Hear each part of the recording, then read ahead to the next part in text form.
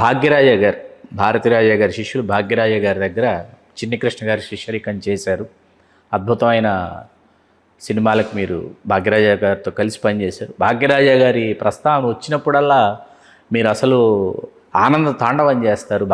భాగ్యరాజ గారి సినిమాలకు సంబంధించి ఒక్కొక్క సినిమా గురించి అసలు మీరు విశదీకరించే విధానం అద్భుతంగా ఉంటుంది. కథా చర్చలో కూర్చున్నప్పుడు భాగ్యరాజ గారి గురించి చెప్పాలంటే ఏం చెప్తారు?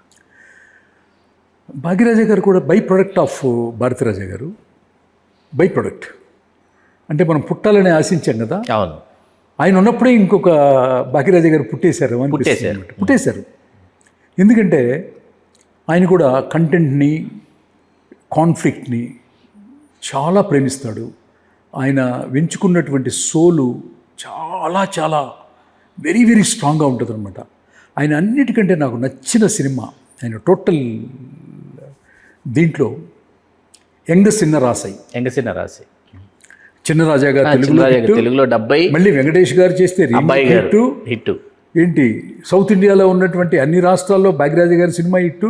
కర్ణాటకలో ఇంకో హీరో చేస్తే మళ్ళీ రీమేక్ చేస్తే అక్కడ హిట్. హిందీలో అనిల్ కపూర్ గారు బేటా చేస్తే అక్కడ మళ్ళీ వనీరు.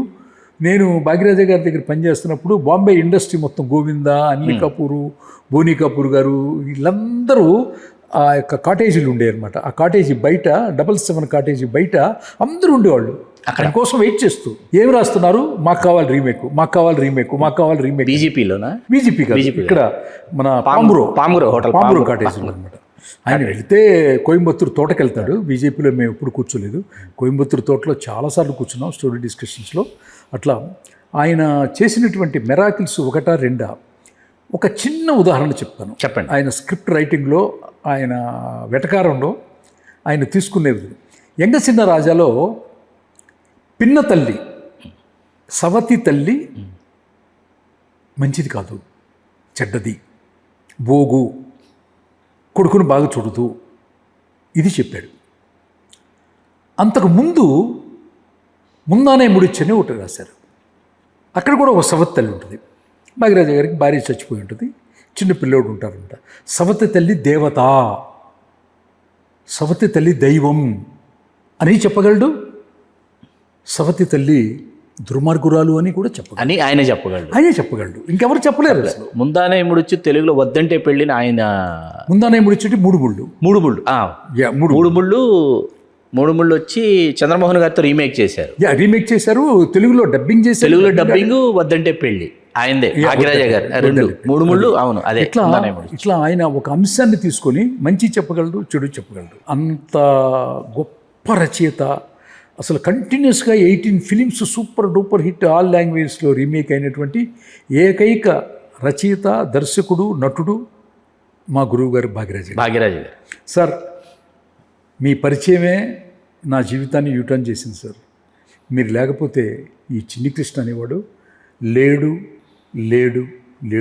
గురుగారు, ప్రతి నెల మాట్లాడుతుంటాను మీతో. నేను ప్రతిరోజు మిమ్మల్ని తలుచుకొని రోజు ఉండదు. నా ఇంట్లో భాగ్యరాజ గారు అనే స్వరం విష్ణు సహస్రనామ నామాలతో పాటు ఒకటిగా నిత్యం ఉంటుంది. భాగ్యరాజ గారు, మీ ఆశీస్సులు నాకు ఎప్పుడూ కావాలి. మీరు దిద్దించిన అక్షరాలే నేను ఇలా ఉండటానికి కారణం. నమస్కారం గురూజీ. సార్, మనం ఎప్పుడు కలిసిన భాగ్యరాజ గారి ప్రస్తావన వచ్చినప్పుడు మీరు మాట్లాడడం కంటే ఒక పాట హమ్ చేస్తుంటారు సార్. ఏంటి ఆ పాట? నేనా అది చాలా పాటలు చేస్తాను. ఏ పాట అది గుర్తు అని హమ్ చేస్తాను. కోయల్ తన్న అనేది ఆయన మ్యూజిక్ కూడా కంపోజ్ చేసేవాళ్ళు. మంచి డెప్త్, నిష్ణాతుడు అని చెప్పను కానీ, బట్ ఆయనకి టచ్ ఉంది. పెద్ద సక్సెస్లు కూడా ఆయన ట్యూన్ చేశారు. ఆయనే స్వరపరచడానికి కారణం ఏంటి? ఊరికే ఏముండదు, ఊరికే ఒక డైమెన్షన్లో. ఇప్పుడు మనం ప్రయాణం చేస్తున్నప్పుడు, ఇప్పుడు ఎవరో నన్ను యాక్ట్ చేయమని అడుగుతున్నారు. ఇప్పుడు నా ఇంటర్వ్యూ చూసి మీరు బాగా మాట్లాడతారండి, మీ ఎక్స్ప్రెషన్ బాగుంటుందండి, కథ చెప్తున్నప్పుడే మీరు అన్ని పాత్రలు ఇచ్చేస్తారని నన్ను చాలామంది యాక్ట్ చేయమని అడుగుతున్నారు. సో అదేంటంటే ఒక సైడ్ ట్రాక్ లాంటిది, సర్వీస్ రోడ్ లాంటిది అంతే.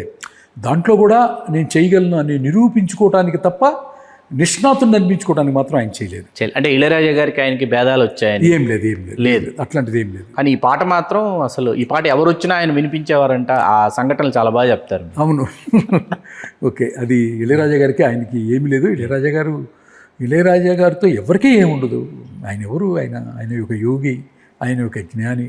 ఒక మాట అన్నా కూడా, ఒక మాట శిష్యులను అన్నా, ఒక మాట ఇంకొక దర్శకుడిని అన్నా, ఒక మాట ఇంకొక ప్రొడ్యూసర్ని అన్నా, ఒక మాట ఇంకొకటి అన్నా కూడా, మనం హిమాలయాస్లో ఉన్న ఇది జరిగింది, ఏది త్రివేణి సంగమంలో జరిగింది. చాలామంది సాధువులు, చాలామంది 500 ఏళ్ళు 700 సంవత్సరాల వయసు వాళ్ళు కూడా వచ్చారు, మళ్ళీ డిసప్పీర్ అయిపోయారు.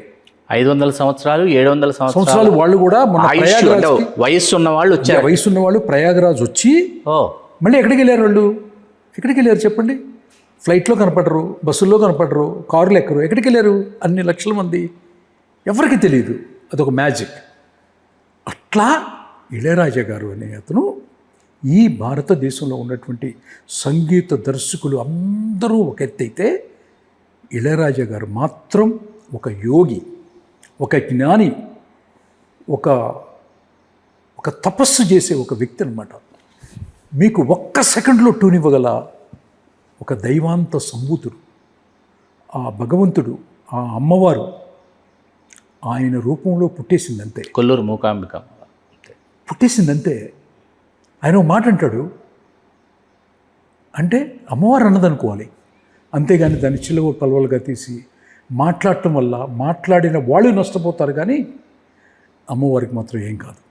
నిన్నగాక మొన్న ఆయన ఒక సినిమా చేస్తే, ఆయన వెట్రిమారన్ గారి సినిమా, అసలు 2 సాంగ్లు ఏమి ఉన్నాయి, ఆ మన అవును అవును నిన్నగాక మొన్న విడుదల 1 విడుదల 2 విడుదల సినిమాలో పాటలు ఎంత అద్భుతమైనటువంటి ఇది. వెట్రిమారన్ ఆయనే పాడారు, కాటుమల్లి ఆయనే పాడారు. కాటుమల్లి పాడారు. ఇంకో పాట వచ్చి ధనుష్ గారు పాడారు. సో ఆయన ఒక జ్ఞాని, ఆయన ఒక యోగి, ఆయన నా దృష్టిలో ఒక ఋషి అంతే. ఆయనతో పనిచేయలేదు, త్వరలో పనిచేద్దామని మాత్రం నేను అనుకుంటున్నాను. ఒక చిన్న ప్రపోజల్ ఉంది, ఒక పెద్ద నిర్మాణ సంస్థ ద్వారా. ఇట్ ఇస్ మై రిక్వెస్ట్ అని అడిగాను అనమాట ఆయన్ని. చేస్తే ఒక్క సినిమా ఆయనతో పనిచేయాలన్న కోరిక నేను తీర్చుకోవాలి. తప్పకుండా మీ కోరిక నెరవేరాలని మనస్ఫూర్తిగా కోరుకుంటున్నాను చిన్ని కృష్ణ గారు.